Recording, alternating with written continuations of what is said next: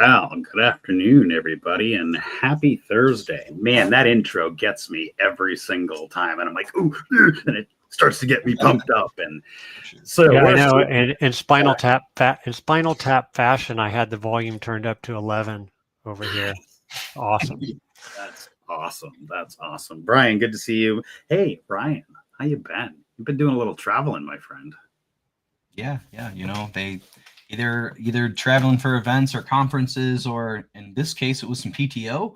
No, it's been good. I had some time away during the holiday 4th of July weekend, recharged the batteries, kicked my feet up for a few days, kind of realign myself with what Q3 and 4 looks like. We're already halfway through the year. So yeah, no, you too, Tim. We were vicariously following you through what appeared to be a African safari jungle. So it looked like you were also traveling recently. I was, and kind of anecdotally, like I I travel a lot for conferences and stuff, but I don't ever travel a lot for like vacations and stuff. And one of the things that I always have a hard time doing is disconnecting when I travel. And this time I was kind of forced into being on airplane mode, no Wi Fi, no cell, no nothing for very limited times throughout the day, which actually wasn't stressful at all. I figured I'd be like freaking out and I didn't. It was actually kind of nice to like just about totally unplugged. I mean, out there in the African wilderness, all you have is trees and lions and monkeys and elephants. And I really, so it was really good to, really good to disconnect. But, every once in a while when I had connection, I posted a picture or two. So as I'm saying that, my phone just came up with one of the tiger or one of the lion pictures on my phone. If you wouldn't mind, I'd share a 2-second anecdote and I'll give up my intro. So it's July 5th. It's my birthday. She wanted to do our guide wanted to do something very exciting. So she drove us out to the riverbank and there was a pride of 12 female lions, lionesses, and one male lion just laying there. It was super cool. They were like 8 or 10 feet from us. They were, just kind of starting to wake up from the morning, doing as you could expect, the cats rolling over and yawning and whatnot. And I was like, that's it. I put my camera down and I just sat back and I watched. And the female lion, the one that was in charge, the alpha, whatever they call it, locked eyes with me. And I was like, oh. And I just started watching. And she literally walked right up to me, staring me down about 6 inches from my face. She just kind of looked at me and was like, happy birthday, and walked away. And that moment was so surreal. It was amazing. But if you ever have an opportunity and be blessed like we were to have an opportunity to go see these things up close and personal, I would happy to provide you some insight. And yes, you're right, Tim. Mr. Schnur's over there. Yes, I did post it, but not a lot. So, Brian, how was your time over the last couple of weeks? Busy, but all good. I'm banking on my PTO until September, going on a little adventure of my own, but going well. Just want to take a second. I'll segue into kind of intro, I guess, Tim. Sure. Longtime MSP owner and operator, compliance strategist, and currently serving as Chief Risk Officer here at Compliance Scorecard. I've spent the last couple of decades or so helping businesses build and operationalize security programs and really transform compliance into something that isn't a burden. It's a strategic asset. So excited to be here with y'all today, Tim and Ryan. Always good to connect and talk about this important topic, checklist to culture. Awesome. Mr. Ryan, take a second, introduce yourself, and I will forego mine. Yeah, hey, Ryan Seymour here. I lead the consulting and education efforts at ConnectSecure. So my role is pretty simple. I help MSPs get into the cybersecurity space, specifically around vulnerability and compliance management, helping to reduce risk, helping to make cybersecurity synonymous with managed IT. So I've worked with hundreds of MSPs over the last 20 years as well, doing various consulting in and out of different various sizes of organizations. And, I think one thing is the same that we see, across all of the organizations is everybody likes to talk tech. So, we want to start to change that narrative around talk business, talk risk, talk training, document, and lead some education around that. So this kickoff today, we're going to get into a little bit of that. It's not just about check boxes, but culture and actually reducing risk. So we're going to talk about how we do that. I'm happy to be here as well.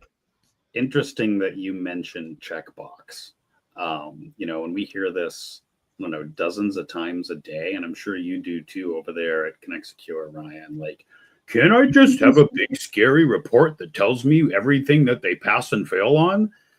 Yeah, if you're selling on FUD, right, Brian? Like, if you're trying to like dive into the like wrong way of being a true business and trusted advisor, right? Checkbox compliance is gone, right? We can't just give them big scary reports and kind of check a bunch of boxes and think we're done, because it's not that, right? And moving from those controls and those check boxes to something Brian likes to talk about, which is culture.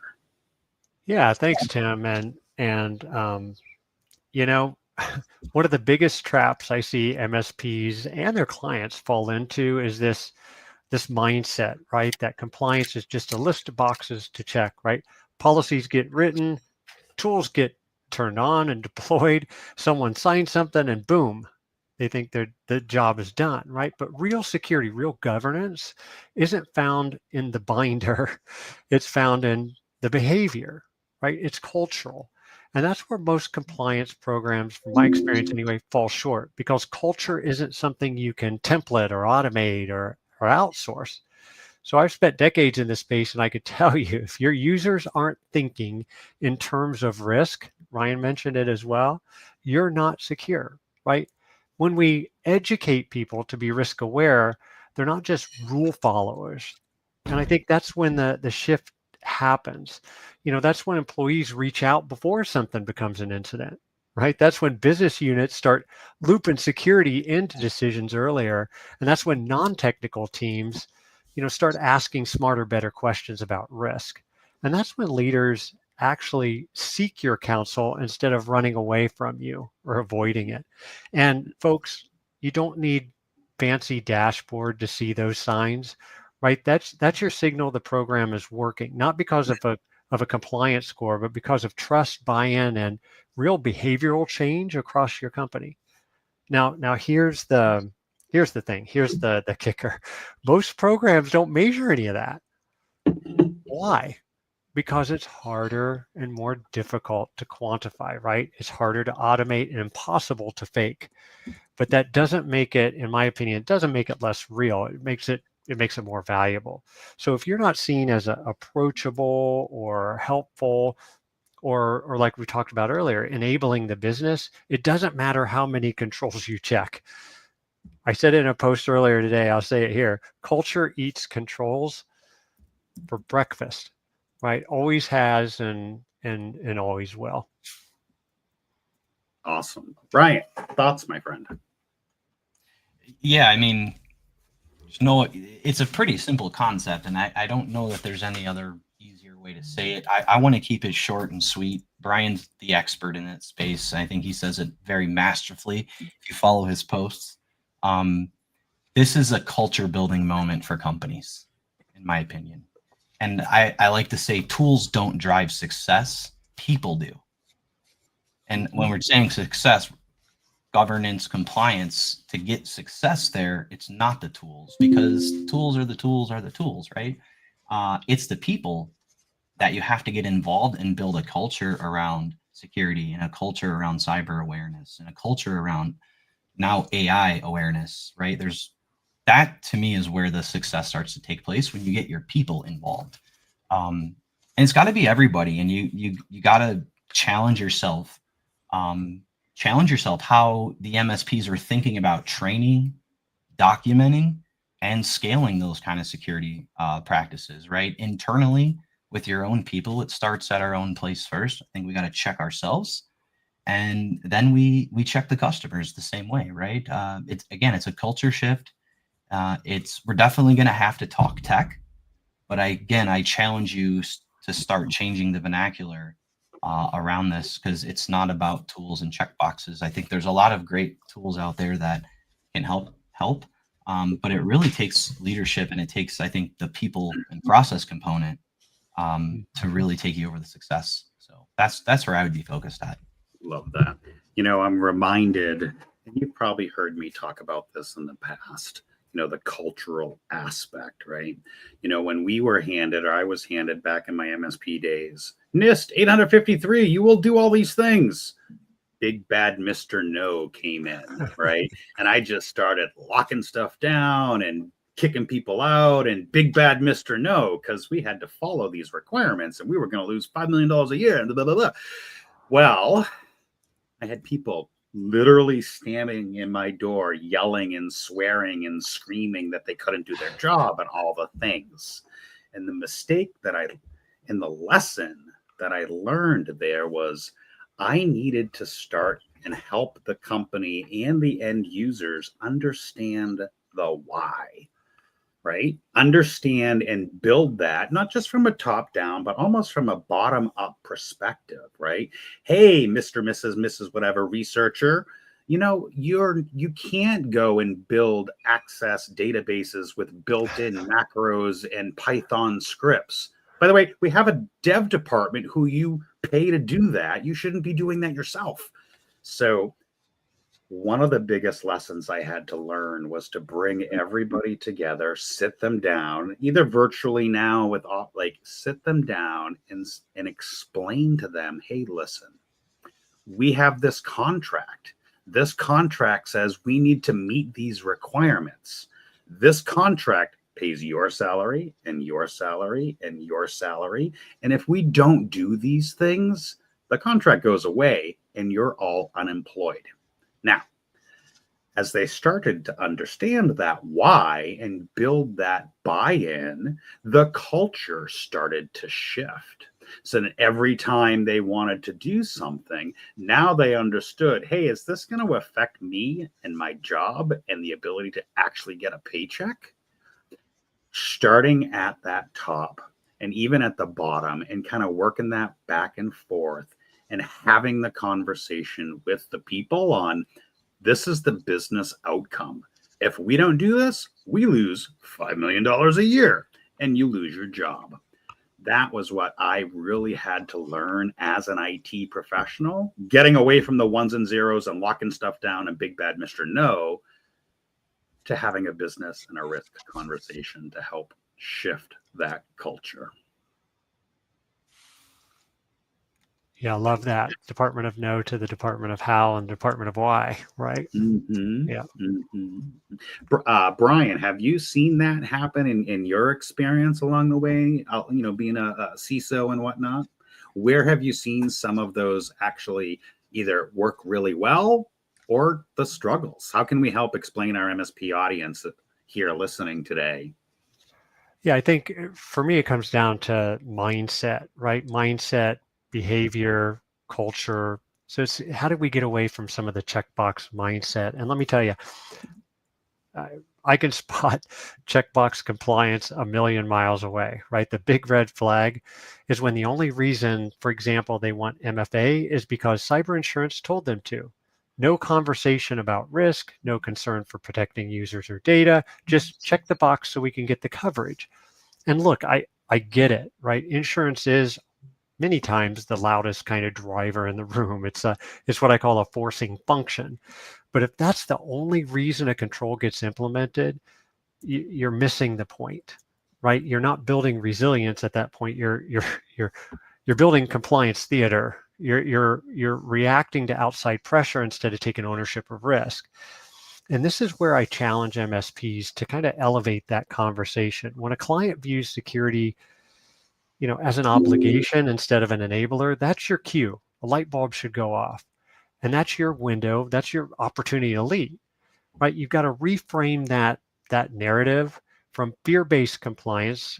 We talked about FUD. Tim mentioned FUD earlier, but from fear-based compliance to kind of a trust-based culture, because real security doesn't start with a control. It starts with a belief.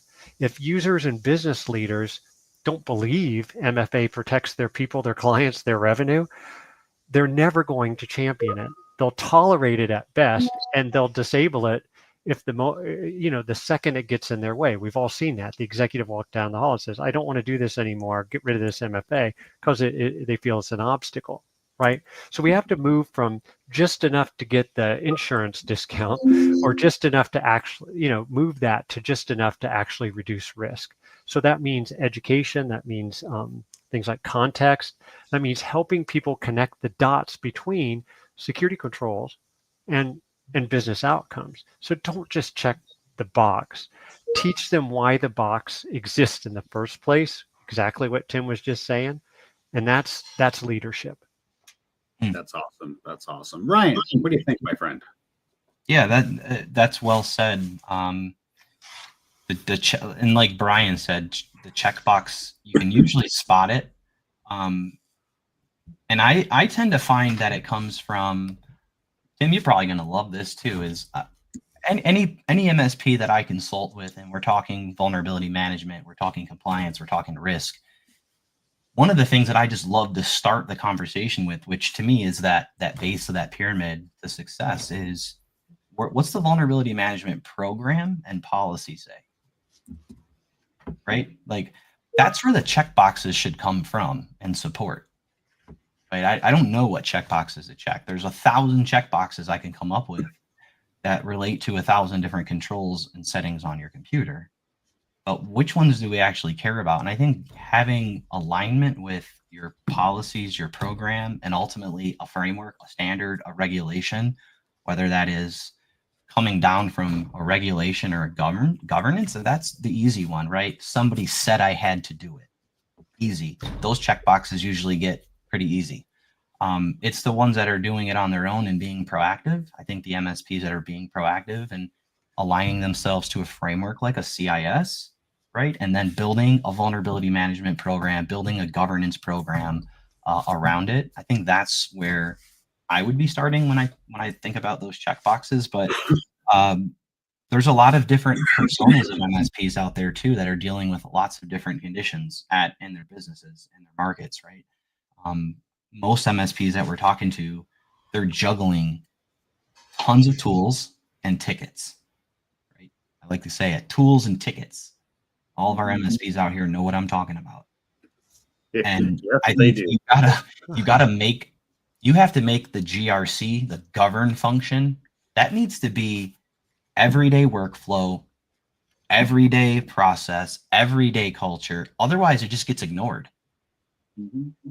And then what you have is people walking around. For example, I've seen MSPs that have passed SOC 2. They have compliance certifications, and their user still clicked on a phishing email. That happens, right? I mean, it still happens. So, yeah, you gotta get away from the checkbox. And again, for me, it's consistency, it's repetition, it's culture, it's every day. It's the same as me waking up and brushing my teeth every day. Right?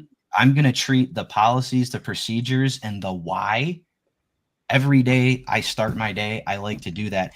There's the great book by Simon Sinek, right? Start with why. I like to thread that into everything I do. This is no different. So I'll leave it at that. Let me throw this out there. All right, I'm gonna put me down. I'm gonna put Brian up and Ryan up, and hopefully I can do this correctly. And I want you to like rapid fire back and forth if we can. Tell me some signs of MSPs or their customers be stuck in checkbox compliance mode. Now, let me see if I can do this. Let's see if I do this layout and I remove me and I do this. Ain't gonna work. I was trying to put the two of you up side by side. No, that ain't gonna work. All right. Well, let's just have the two of you up here side by side. Yeah. Give us examples of what you have seen of checkbox compliance mode. Brian. Just tell me what to do. Ryan. I passed SOC 2. We just got a phishing compromise. Brian. Come on. Send me the spreadsheet. All I need is the spreadsheet. There, Ryan, one more. My customer has an incident. So That's the worst one. my customer has had a breach. They'll use Yeah. the B word. Yeah, the B word. That's right. Right. Yeah. So this whole mindset of checkbox and checkbox. I mean, shit. We even named our dog, who's a boxer, Checkers. Damn it. So moving away from that, I need a spreadsheet. I'm SOC 2. I have, wait, hold on. I have AV. I must be good, right? I did a scan. I must be good. All of those things, I'm not trying to discount them. They are important. They are part of a compliance program. But a compliance program isn't, do you do a thing? Yes or no? That is just one small piece. Mr. Seymour, you hit the nail on the head a little while ago. It is around that govern function. It is around, as Mr. Blakely said, having those business enablers and those business risks and outcomes so that everybody knows this is why we're doing it. Not so that I can get a SOC 2. Who cares? Not that I can give me a spreadsheet. Who cares? Right? Speaking of SOC 2, we had a little bit of a scenario kind of plouched out here, right? Policies and procedures, right? Part of SOC 2, ISO, especially CMMC, right, Brian? So policies and procedures, great. What is the industry as a whole doing right now with policies and procedures? Even us. Well, maybe even us. What happens? What do they do? All right, I'll answer. Oh, go ahead, Ryan. If you have an idea, what happens with policies and procedures today? Like I think I said it earlier, and it gets ignored. I think I've heard people call it shelfware. People have intent in their program and their policy written down. They pass a certification. They pass the awareness training. I got my little badge that said I completed it. That doesn't mean you're operating securely. I find that most end users that have even done awareness training don't even know what they've passed. Yeah. Right. And that's not actually reducing risk. That's like liability with a ribbon, kind of. Yeah. And I think that unless you're mapping risk back to your program and your policies, again, I think it's paperwork. Compliance is paperwork. Yeah. If you're not mapping it to business risks, using it as an opportunity to have those strategic conversations with your customer about reducing risk and creating a risk culture, as opposed to just, again, having a stack of paperwork that said, I did some things. Can I share what I hear most often in the wild and Sure. for a long time about policies? And I hear this from MSPs. I hear it from you all the time. Things like, our clients aren't engaging with the policies, or they won't read them, or they won't sign them, and they definitely don't want to talk about them, right? I think we've all kind of been there. And my response is always the same.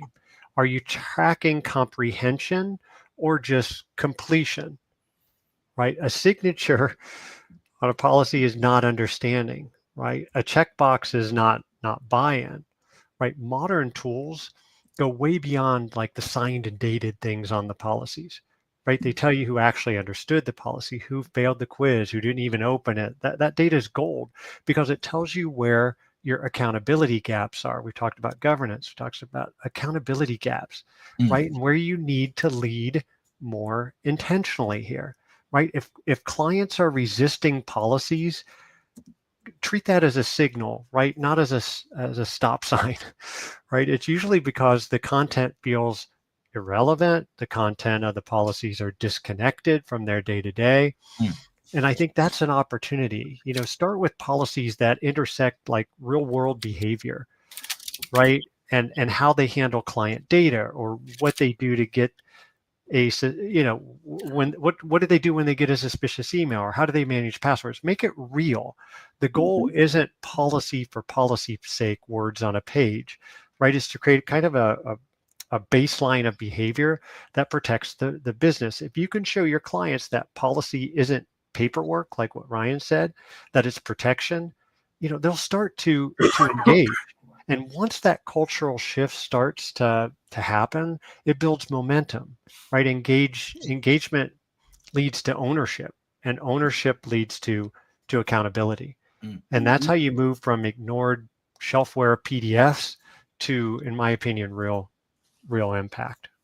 I love that, and hey, we do it too. Here's the document, push it out, have a person sign it, check, move on. And I think that's part of, the cyber insurance. Everybody's talking about, the identity, the end user, training them, getting them up to speed.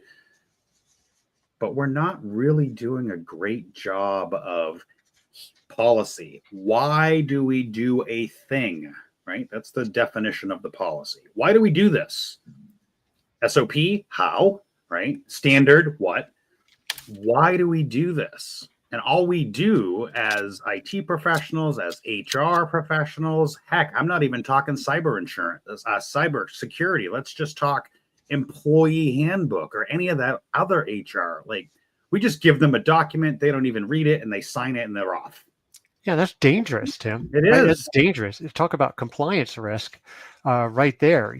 Most of the policies I see that people go rogue and find and replace off of policies that they find are dangerous, right? They've created policies for the organization that nobody understands they even exist, follow. The business can't even begin to resource them, right? There's a bunch of stuff that they can't even begin to do, right? And that creates a dangerous gap between this is what we say and this is what we do. And that'll get you in big trouble, right? Have a bad day. Your cyber insurance brings the cavalry in.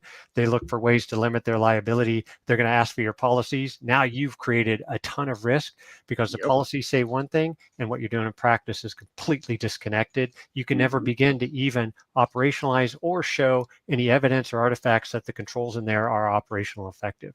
It's crazy. Yeah. All right. I know we're coming up on our last couple of minutes here. We always like to, leave with a key takeaway from each of us. Helping to shift away from checkbox mentality into a culture of secure first, business risk first, understanding why we're doing those things first. Ryan, I'd like to give you a minute or so to talk about your key takeaway for today. Yeah, so I think that the big thing for me is you're not going to win with you're not going to win this with automation. You're going to win it with engagement from your customer, and the rollout of these services and this strategy is not completed until you've seen behavioral changes happening. So I want to just focus on the do culture. It's about the people, the process, and then I think the tools come last. So again, I would encourage the MSP leaders out there, right, to start connecting the policy to the risk protection and risk reduction that you're serving. That's the intent of it. And the page out of Brian that I learned from Brian from working with you, Brian, is leadership intent.